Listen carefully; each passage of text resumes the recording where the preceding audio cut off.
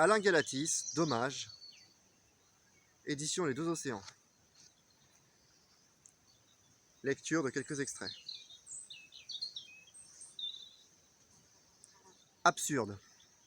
Le sentiment de l'absurdité de notre existence naît de la confrontation entre nos certitudes et ce que nous pouvons pressentir du réel. Nous avons, durant de longues années, construit notre petit édifice de certitudes, et tout d'un coup, un événement de notre vie ou un questionnement un peu plus poussé nous font pressentir que nos certitudes ne correspondent en rien à la réalité. Gloops. Nous nous retrouvons au-dessus d'un abîme insondable. Angoissés, nous assistons à la perte du sens de ce qui animait notre existence, notre identité, nos sentiments, nos relations, nos espoirs, nos croyances. Tout y passe, tout est remis en question. Ce point charnière où nous nous retrouvons peut être assez perturbant et déstabilisant pour pousser certains à l'irréparable. Ce point charnière où nous nous retrouvons peut être assez perturbant et déstabilisant pour pousser certains à l'irréparable. D'autres en tireront une philosophie. Certes, nous vivons, mais cette existence n'a pas de sens. À nous de l'assumer du mieux que nous pouvons. Ce sentiment de l'absurde se dissout quand nous acceptons de remettre en question nos certitudes et reconnaissons leur nature irréelle. Évidemment, cela signifie nous délester de nos illusions et plonger dans l'abîme. Il se trouve que l'être humain a une certaine aptitude pour ce type de plongeon et qu'il lui est possible de ne pas s'écrabouiller au sol. D'ailleurs, sur quel sol s'écraserait-il? Mais sauter n'est pas chose aisée. Certains choisissent de rester au bord de la falaise, sondant, fascinés, le vide, mais ne pouvant renoncer à leur certitude. Cette position très inconfortable a généré quelques beaux textes et quelques belles œuvres. C'est tout et c'est peu. Acceptation. Si nous nous intéressons au réel, nous devons accepter de tout remettre en question et nous devons accepter ce que nous allons découvrir. Il n'est pas possible d'adapter cette compréhension pour la faire coïncider avec nos systèmes de pensée. La réalité n'est pas là pour nous plaire ou pour nous conforter ou pour conforter nos idées préconçues. Travestir cette perception signifie y renoncer sous prétexte qu'elle ne correspond pas à notre idée de l'être humain, à la haute opinion que nous avons de nous-mêmes. Disons-le alors tout haut. Non, désolé, le réel ne me convient pas, c'est ce que je pense, c'est nettement mieux. Et arrêtons de croire que nous cherchons à comprendre quoi que ce soit. Pyromane. Avec nos velléités de vouloir résoudre les problèmes de la planète par la politique, les sciences humaines, les sciences dures, les religions, nous sommes comme des pompiers dans leurs jolis uniformes qui tentent d'éteindre des incendies dévastateurs. Un seul problème, nous sommes également et en premier les pyromanes qui mettons le feu à l'existence humaine. Le résultat n'est pas très probant. Qu'importe, nous pouvons parader et être fiers de nous. Que cela cesse. Nous ne voudrions quand même pas que cela cesse. Mettre fin à la violence et à l'injustice, cela nous ferait mal. Qu'est-ce que c'est? Le piment de nos existences? Notre adrénaline? Qui voyons-nous? La beauté sauvage de l'être humain? Et de quel nouveau totalitarisme parlons-nous? Une société sans violence? Nous nous attaquons à la magnifique diversité du comportement humain, à sa sublime liberté aveugle de détruire.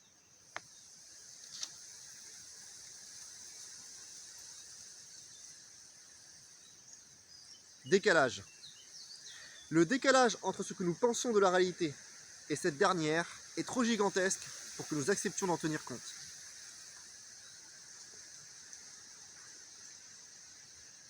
Illusoire. Évidemment, il est nécessaire de faire toujours de notre vivant le deuil de notre individualité. Cela pose un problème à quelqu'un? Il s'agit juste de la reconnaissance du caractère illusoire de cette individualité. De plus, c'est la possibilité d'éprouver consciemment et maintenant l'expérience qui nous attend ici, d'ici quelques années, quand nous rendrons notre dernier soupir. De plus, c'est la possibilité d'éprouver consciemment et maintenant l'expérience qui nous attend d'ici quelques années, quand nous rendrons notre dernier soupir.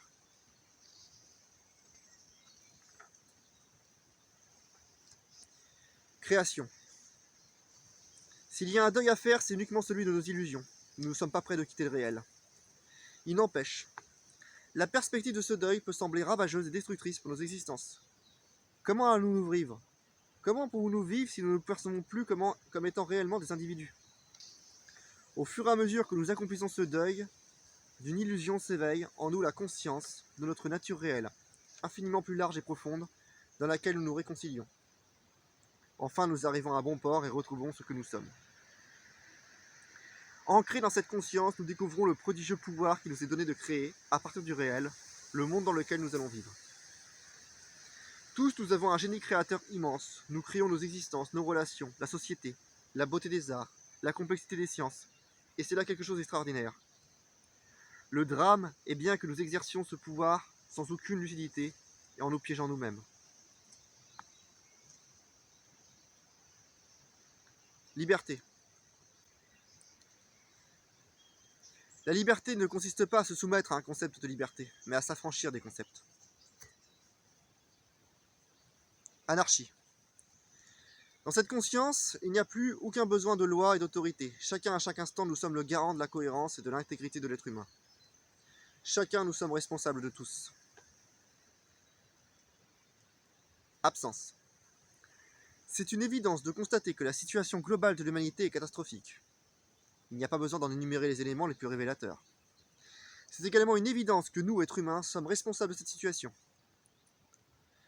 Mais nous nous enfoncerions encore un peu plus dans l'ornière si, à partir de ce constat, nous estimions en droit de porter un jugement sur autrui.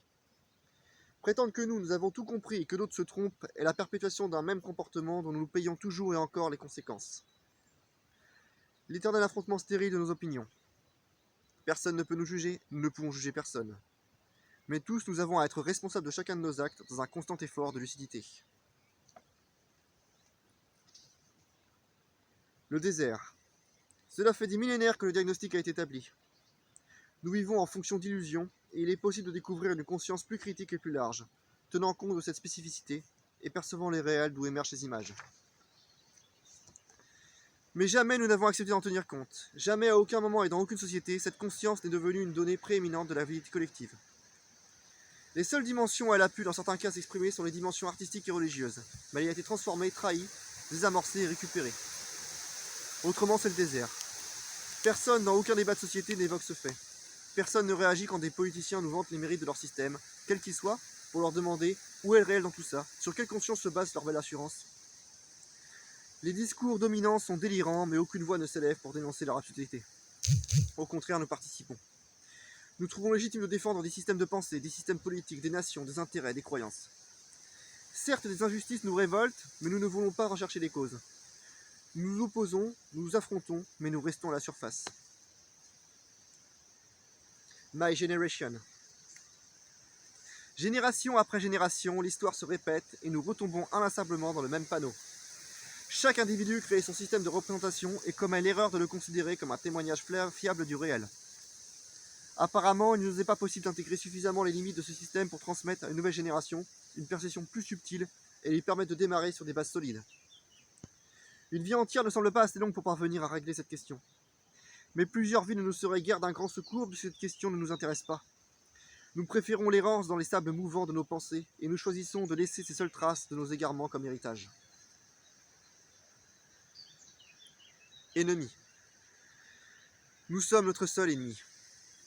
Quelle force nous anime pour qu'ainsi nous nous adressions contre nous-mêmes, que nous ouvrions sciemment à notre malheur? La force de nos rêves et de nos illusions. Elle est redoutable.